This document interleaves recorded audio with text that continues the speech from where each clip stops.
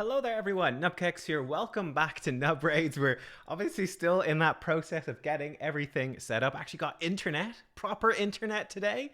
So no longer surviving on a dodgy phone hotspot. So improvements are being made every day.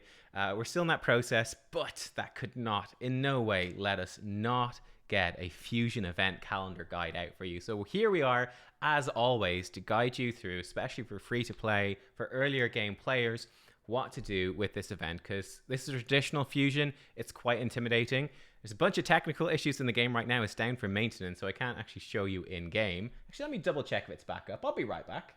Okay, yes, it actually is back up. I messed up the first take of this video, so this actually works out really well. As you can see, it's a traditional Fusion. Let me actually full screen this so it's easy for you to see. There we go. Yeah, that looks good. Perfect.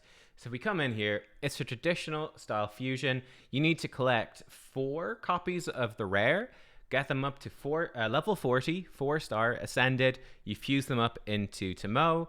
Then you need to level her up to 5-star, level 50, fully ascended, and then fuse 4 of them into the legendary. And bear in mind, there's quite a chunky silver cost of this as well. I think it's usually about 300,000 probably to fuse the 4 rares into an epic, and then I think it costs 1 million silver to fuse the 4 epics into the legendary. So don't get caught out on that. And there is, of course, with the traditional Fusion, there is a time limit. If you do not fuse her during this time, it disappears and it's gone forever. And I know it's happened to a lot of people. You collect off 4 epics, then you forget to fuse it, and Plarium will not do anything about it. If you miss this timer, Plarium will not help you. You must fuse her during that time if you're going to do it. So just watch out for that, right? Do watch out.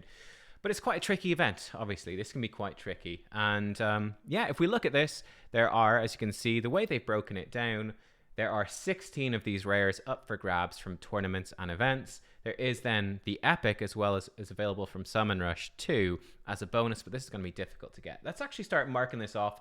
Let us make some notes here. So first of all, let's talk about the summoning event. So we've got Summon Rush, which is going to give us 1 rare and potentially the Epic. And then Champion Chase Tournament is actually just giving us 1 rare this time, which is actually quite interesting. But yeah, we take a look at this. This is, by the way, let's talk about Champion Chase first. This is going to be Ancients, 2 times blue. Let's actually write that in. 2x ANC. Let's do that. 2 times ANC, 2 times Ancients, which is the easiest setup for a Fusion, but unfortunately, there's not much there in terms of rewards. Just 1 rare, that's it from that Champion Chase. So I expect that this is actually going to be fairly easy, and usually getting Ancients is pretty easy as well. You can buy extra with gems if you need to. They're the easiest type of shards, apart from green shards, of course, to get. So that's not going to be too intimidating.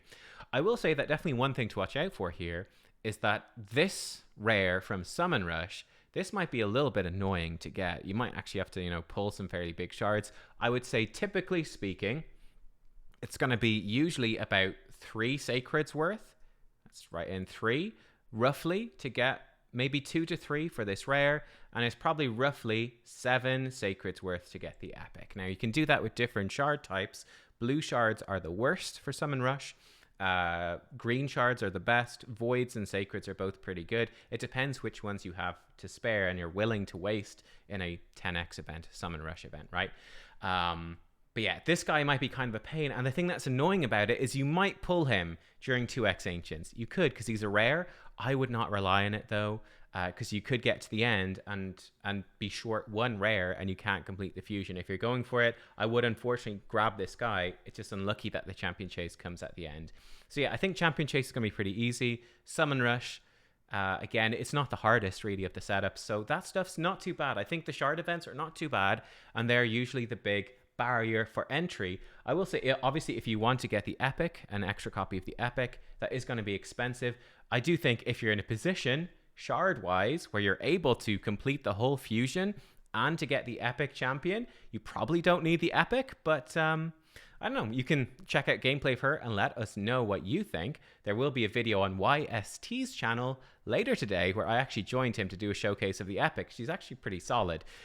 So you can go check that out over on his channel. We're going to have a collab on my channel for Fortis, the Void Legendary. It's going to be out later today, so stay tuned for that. So that's part one. Not too bad. I think other actually fairly reasonable stuff, of course. I think Classic Arena, this stuff is always fairly doable. We've got 2 of these. So if you're in silver, it's generally pretty fine. Just budget out your daily. You know, are you getting enough points per day in it? If you're not, you're going to have to use gems to refill. But that's generally fairly straightforward if you're just online and doing your refreshes, getting your wins for those. If you're in bronze, it's very tricky. Silver, it's usually okay. And gold is usually very, very easy. Let's look at the dungeons next. That's like the next really big thing, right? So we've got Dragon starts today. Now that does sync up with Dungeon Divers. So I recommend actually starting with champion training here today, guys, or even do some of the potions, because you're going to need to grind up potions. Even do that today, and then really focus on Dragon tomorrow when Dungeon Diver starts. And you should actually, it can be a bit wonky day 1, but it should show you in game the timers. Here we go. So well, for me, 20 hours from when I'm recording this, that's when Dungeon Diver starts. So fairly early in the day, actually. But yeah, that would be my recommendation, to do that so it overlaps. You can start off with some champion training today instead, which doesn't give you as much Dungeon Diver points. But yeah, that's basically what I'd be doing there. Ice Golem then is actually going to start off. And again, you can sync up a little bit of the end of Dungeon Divers with Ice Golem. So this Dungeon Divers shouldn't be too hard. You're going to have got super raids for Dragon. You're going to have super raids for Ice Golem, overlapping both of it. It should be pretty straightforward. Now, this one over here, Dungeon Divers 2, this one is a bit trickier. Again, big time Fire Knight is going to help you with that. So that's going to help a little bit. But I think this one's going to be quite a bit harder. And at champion training tournaments, that's something to watch out for. This will be, I'll note it in a second, during CVC. And then finally, we do have Spider kicking off at the end. And again, the only trick with Spider would be to, I would really be syncing that up with the Dungeon Divers, right? So don't worry about it too much on the first day.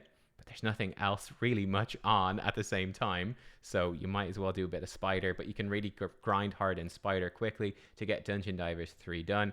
The unfortunate thing is you can't skip any of these events unless you're lucky enough to pull something from Champion Chase. Then you can maybe skip Dungeon Divers 3, but it's a little bit awkward, isn't it? It is a bit tricky. If we go to a nice pastel, why not mix it up? Just to note very quickly, artifact enhancement, we do have 3 of them, so be very careful with your silver. That's a lot of artifact enhancement. Basically only upgrade gear during these artifact enhancements. I'd recommend just do the minimum to get the rare and then stop. That would be my advice, to keep it simple. And then we do have champion training tournaments as well. So these are a bit tricky. Basically what I would do, I would start today on champion training, and I do it here. I'd switch to Dragon, and I'd blitz through Dragon and get as much Dungeon Divers done as possible. When I'm done with Dragon, I'd swap back to champion training, and let's say we do a little bit of champion training from here to here as well. So let's say we don't do it here, we do Dragon, we do some champion training before, a little bit after, and then we go to Ice Golem and then finish it off, right? So we're bouncing back and forth quite a bit. That's basically what I recommend, is to prioritize Dragon with Dungeon Divers, then prioritize Ice Golem, finish Dungeon Divers with Ice Golem, really blitz it through. That's going to be your most intensive part right there, is that Ice Golem blitzing it through and then finishing off champion training. It's an intimidating start to the event, I will be completely honest. And yeah, then we have another champion training, which again, I think is pretty intimidating. Again, I would be unfortunately, there's nothing to do with energy right here in between, which sucks. I'd again prioritize Fire Knight, and once Fire Knight is done, that's when I'd be going in and I'd be doing champion training pretty hardcore after that. Really focus down that champion training and then switch into Spider once the Dungeon Diver starts off. So that would be my recommendation there. How does this event look? On the whole, that's actually everything in it, guys. That's everything in it. How does it look? It looks a little bit tricky, I guess. Oh, the other thing to note, 2 special things to note big time.